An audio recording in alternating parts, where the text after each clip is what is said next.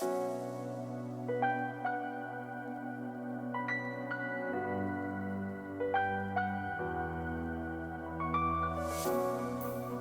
everyone, this is Donnie aka Elevated with Dota Alchemy, coming at you with another video today, and this one is going to be some more support content, which is something that a lot of people have been asking for. And this is going to be part of our brand new series called the Meta Report, which is going to be a weekly video on specifically the meta as it stands now, what heroes are good in specific roles, and what you should be playing if you want to have the best chance of winning your games. So let's get right into the list. And let's learn about the 3 supports that every support player should know how to play. Number 1, Io. Io fits into the archetype of the save. Io is a hero that essentially fits the stereotypical way that we would describe the support role, which is to buff your teammates and save them.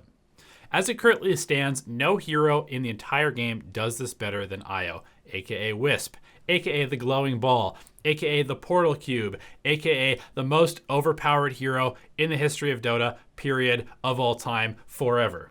For whatever reason, IceFrog decided to buff the most notoriously broken hero in the game, reverting a previous relocate nerf that required Io to channel the ability, and in addition to that, he buffed Tether. Now you don't have to be at low HP or hurt to heal your teammates, it just passively does it anyway. Overcharge was also changed to be an active ability instead of a toggle, and that means that every 18 seconds for 8 seconds you are able to grant yourself and the ally that you're tethered to essentially a full unconsumed moon shard, and that is in addition to the 30% damage reduction. Oh yeah, and you don't take damage anymore from overcharge. It only costs 100 mana, so that's pretty good. Playing Io, or any save for that matter, is all about positioning and timing. Staying just far enough away to avoid being targeted, but just close enough to keep the important hero alive. You need to understand the ranges of your abilities and just how long the cast points are. Io requires a lot of pre-planning and can help supports actually develop better global map awareness because of the need to potentially be anywhere at a moment's notice. Io tends to get a little bit of a bad rap in pubs because you have to rely on your teammates to cooperate with you. In most pubs, falling around your core, your win condition hero will often get you pinged by them and reported because you're just sitting there leeching experience. However, on Io, that is literally your job. And this enables you to kind of ignore many of the other aspects of supporting that tend to get confusing and where a lot of people make mistakes like bad rotations and ganking other lanes. On Io, your job is just to ensure that your win condition has the best game possible. And yes, sometimes you will be stacking and pulling, but for the most part, you're going to be sitting in lane, harassing the hero that is trying to stop your win condition from farming, and then you are going to spend most of your time just keeping your win condition alive and moving them around the map. So while the hero might seem a little bit daunting to learn, and you definitely will make some pretty critical errors with relocate in your first few games of playing Io, there has never been a better time than now to learn this hero because a lot of the mechanics have been changed to make the hero easier to control for most players, and there's a reason that he's not in captain's mode right now. This hero is really not balanced, so it kind of gives you a safety net to make a few mistakes and still have massive impact in the game. Hero number 2, the Pusher, aka Shadow Shaman. Every winning team needs to hit buildings and shove creep waves, and no support does this better than Shadow Shaman at the moment. In addition to possessing some of the longest and strongest lockdown in the game, Shaman is one of the few support heroes that can single-handedly take every single structure on the map. We've all been in those pubs before where the lanes don't go so well, everyone seems to be playing scared, and the map is completely dark, and none of the creep waves are being pushed out. In these scenarios, it is more than acceptable to just run down a lane as Shadow Shaman and try to keep the creep waves as far from your base as possible. This allows you to accumulate a lot of farm, which Shadow Shaman scales very well with, and can allow you to then start pressuring towers without sacrificing any of your potentially game-winning cores. If the other team spends a bunch of resources to gank you, then you've bought a ton of space for your team. Shaman is the most expendable tower pressuring hero in the game, and also one of the better team fighters these days.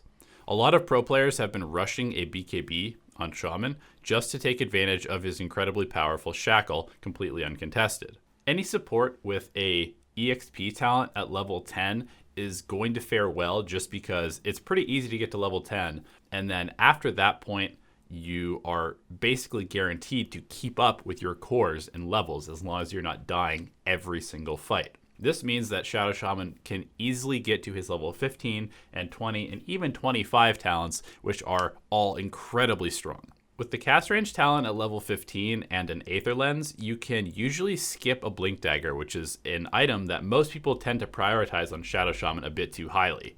Aether Lens gives you mana and mana regeneration, which are both incredibly valuable, and it allows you to actually cast your spells from a safer range than blinking into the middle of the fight to use them.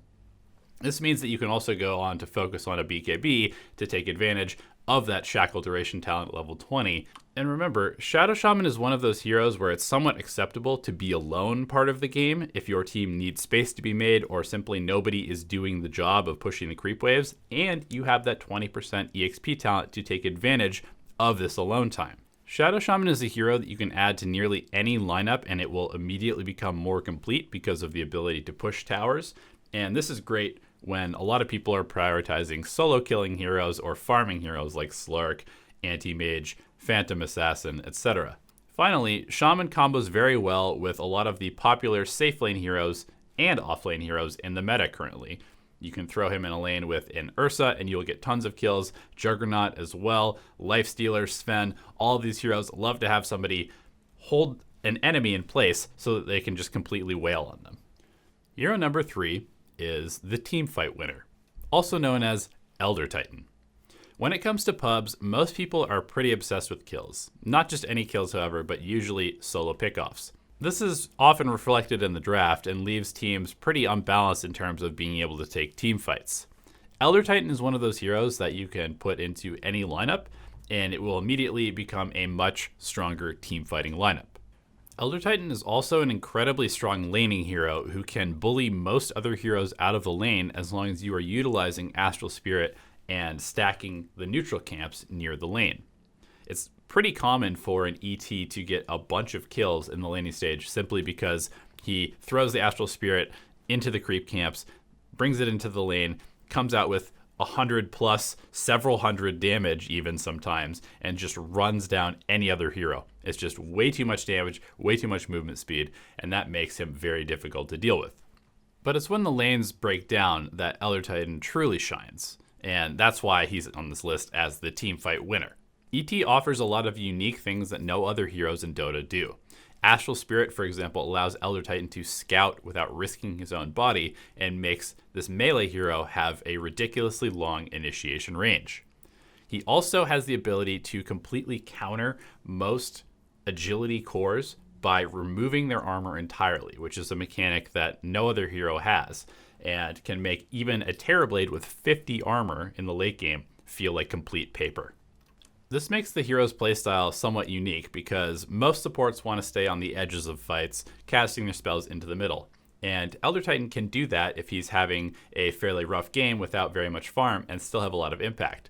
However, if you are tanky enough and you have some bracers or maybe even a BKB towards the later stages of the game, you can just run in and beat the shit out of people while also applying your aura to everybody in the fight. This is a hero who truly thrives creating massive chaos in teamfights. You can literally lock down the entire enemy team with a well-placed Echo Stomp and follow it up with one of the most brutally devastating damage spells in the game, an Earth Splitter. Elder Titan combos with so many other heroes very well because of his ability to either set them up or take advantage of their initiation. And I think one of the most attractive things about playing Elder Titan in pubs is his ability to solo contest important objectives like Roshan and defending high ground.